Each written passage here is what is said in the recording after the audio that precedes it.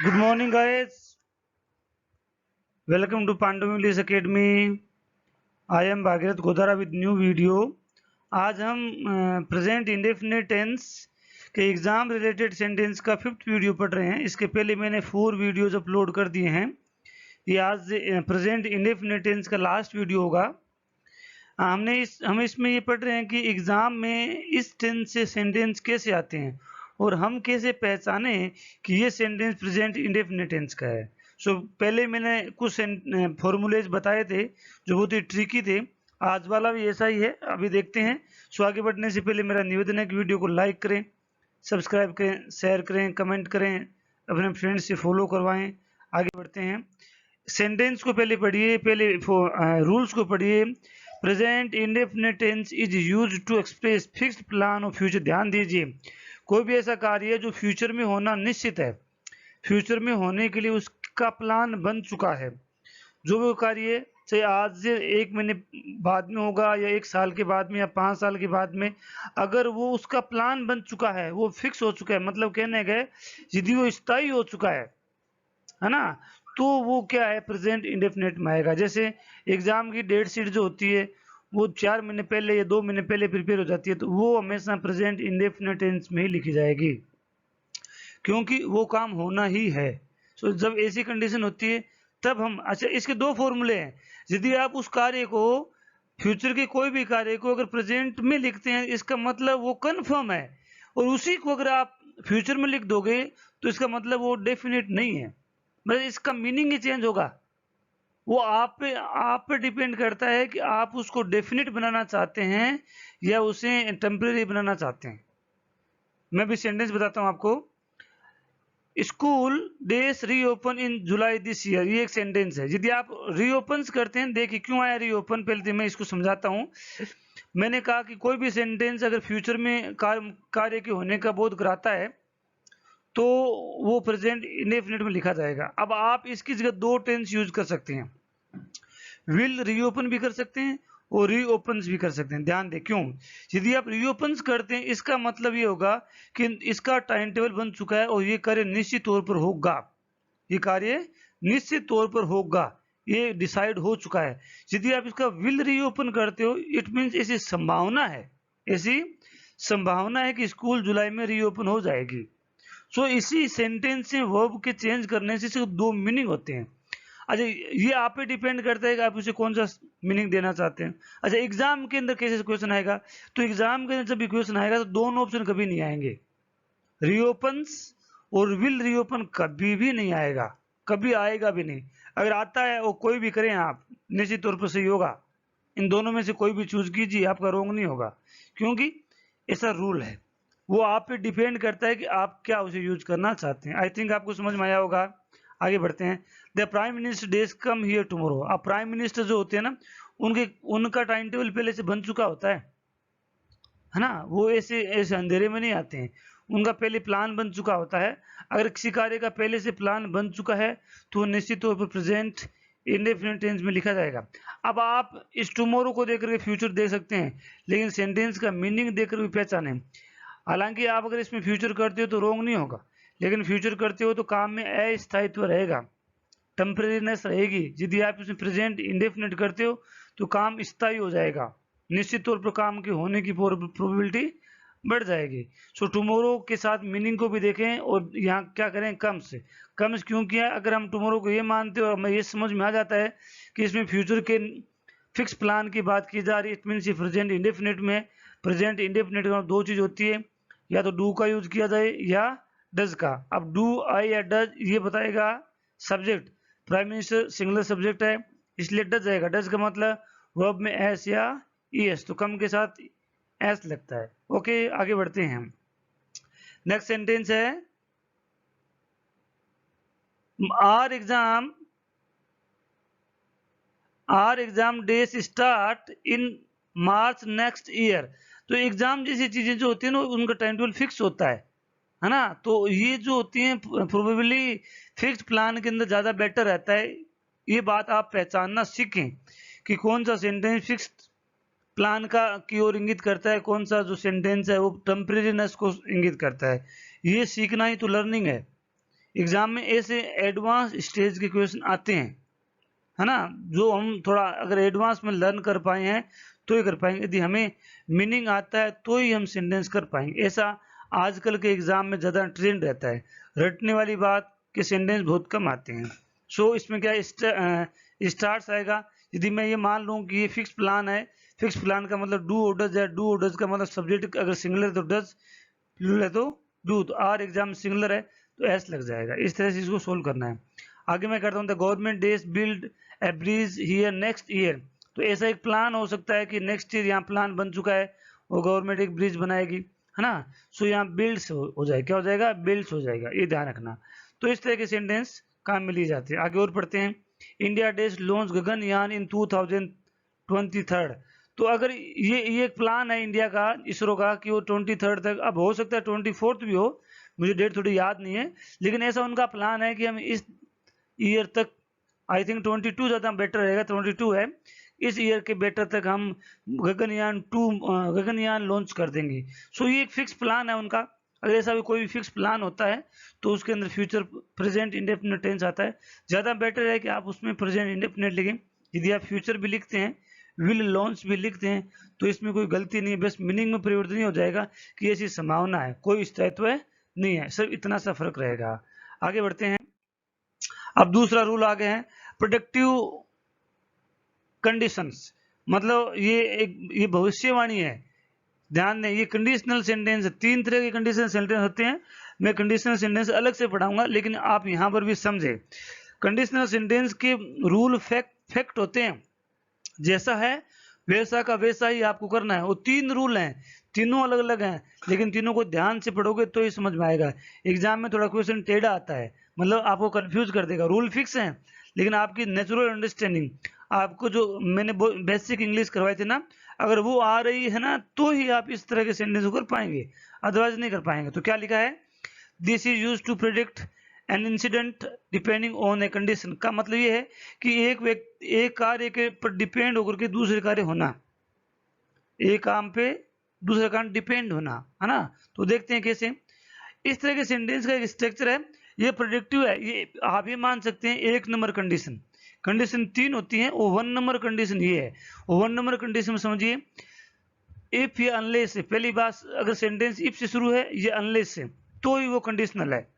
पहली बात, जब कोई भी सेंटेंस इफ या अनलेस से शुरू हो जाता है तो आपको ये समझना है कि कंडीशनल है। अब तीनों में से कौन सी कंडीशन है, सबसे पहले आप यहाँ आएंगे, सब्जेक्ट तो सभी में आएगा, यहाँ आएंगे, अगर यहाँ प्रेजेंट इंडेफिनिट टेंस है तो आपको ये मानना है कि 1 नंबर कंडीशन है।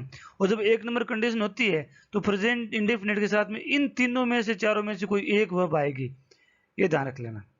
इन तीनों चारों में से एक आएगी, या तो विल आएगा, या सेल आएगा, या कैन आएगा, मे आएगा, साथ में फर्स्ट फॉर्म आएगी। इसके अलावा और तीसरा आंसर हो ही नहीं सकता, कोई भी कंडीशन में कुछ भी नहीं हो सकता। इसे आपको बहुत ही ध्यान से देखना है। अगर वर्ब की फर्स्ट फॉर्म है, फिफ्थ फॉर्म है, तो will, shall, can, may plus first form के अलावा यहाँ कुड कोई भी कंडीशन नहीं हो सकता। ये बात ध्यान रखना है, ये फिक्स रूल है। कंडीशन नंबर 1 को देख ले, कंडीशन नंबर 2 में अलग होगा, वो मैं बताऊंगा क्या होगा। अब एक सेंटेंस है, if you want, you subject want एक वर्ब की फर्स्ट फॉर्म है। फर्स्ट फॉर्म का मतलब डू और डज, है ना।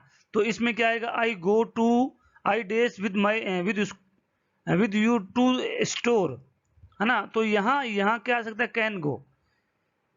इफ यू वांट, यदि तुम चाहते हो तो मैं आपके साथ स्टोर जा सकता हूं।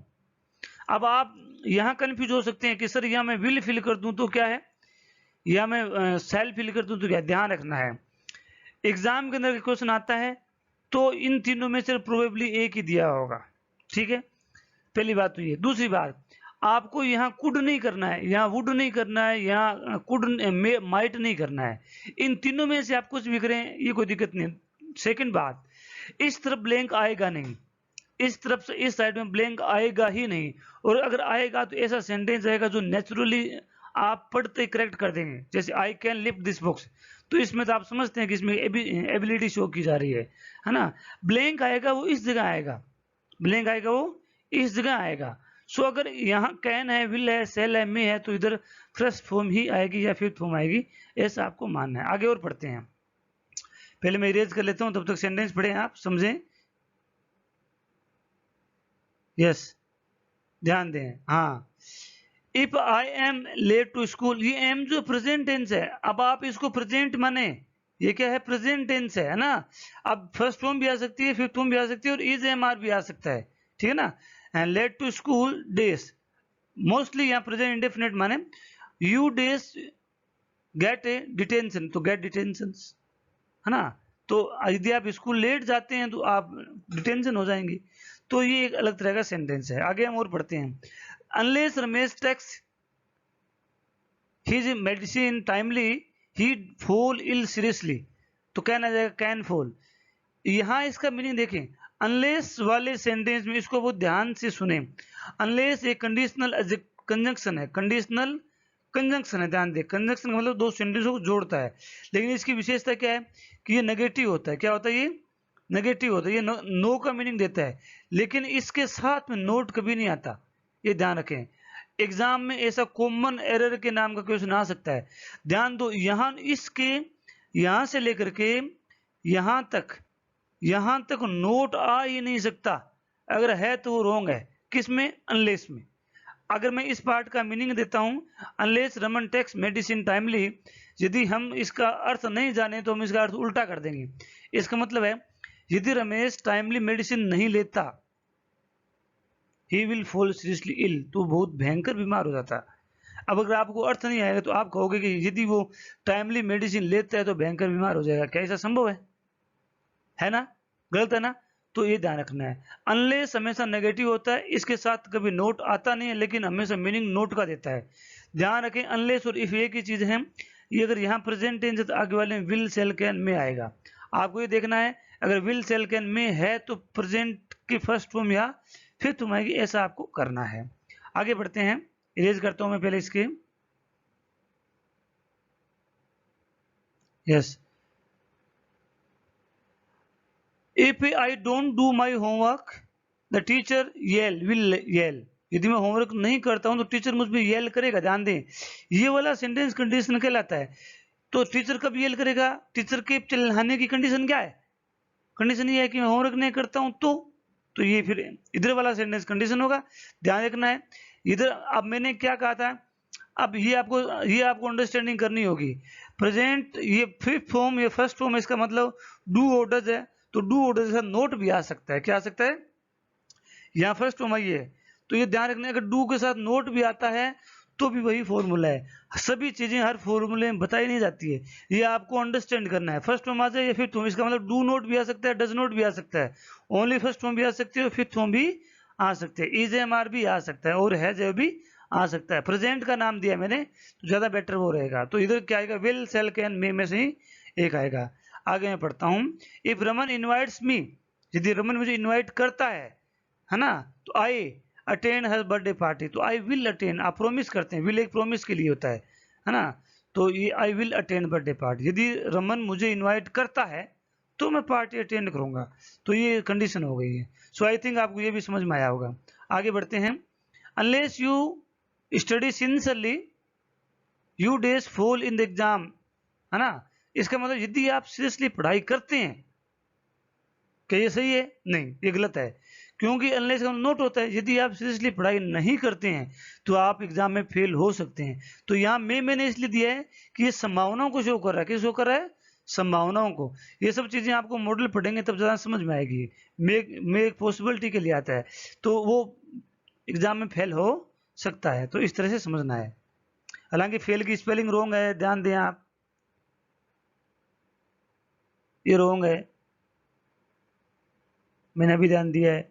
मैं इसको दोबारा लिख देता हूं, ये हो जाएगी एफ,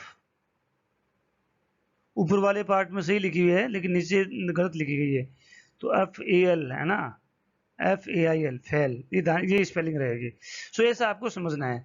आगे हम बढ़ते हैं, if Raman is going to stay one more day, यदि रमन एक दिन और रुकता, I days ask my assistant to take an arrangement for him, है ना। सो यहाँ क्या हो जाएगा, वो पहले वाला आ गया है यहाँ पे, तो इरेज करना पड़ेगा इसको, आस्क हो जाएगा, क्योंकि यहाँ प्रेजेंट टेंस है, जब प्रेजेंट टेंस होता है तो आगे वाले will shall can may first आता है, ये आपको सोचना है। ध्यान रखना आपके एग्जाम में ये चीजें दी हुई आएगी, यहाँ ब्लैंक आएगा, ऐसा आपको करना है। If you have bought a new car, this will take the test drive, तो विल टेक हो जाएगा। यदि आप नई कार लाते है ना, तो हम टेस्ट ड्राइव कर लेते, तो ये इस तरह की विल टेक हो जाएगा। तो इस तरह के फ्यूचर का बहुत दे रहा है। If you haven't visited to the Birla emporium, you days better to go there. ध्यान दें, ये एक अलग तरह का सेंटेंस। जब भी इफ वाले सेंटेंस में कंडीशनल है ना, और कंडीशनल है मतलब विल सेल कैन मे पर फर्स्ट घुमाएगी। लेकिन यदि बेटर आ जाए, क्या आ जाए, बेटर है, तो बेटर के साथ हमेशा शुड ही आता है। ये वो कंपेरेटिव डिग्री नहीं है, ध्यान रखना, ये आपको कंपेरेटिव डिग्री में समझे। कंडीशनल पार्ट में अगर बेटर आ जाता है तो हमेशा शुड ही आएगा और कुछ नहीं आएगा, कहीं पर भी आपको देखने की जरूरत नहीं है, ये आपको देखना है। तो यहाँ इसका मतलब है, यदि आपने बिरला एम्पोरियम विजिट नहीं किया तो अच्छा होगा कि आप वहां चले जाएं, सजेशन है ये। सो आई थिंक आपको ये समझ में आया होगा। यदि वीडियो अच्छा लगा हो तो लाइक करें, सब्सक्राइब करें, शेयर करें, कमेंट करें, अपने फ्रेंड्स से फॉलो करवाएं। Thanks for watching, have a nice day.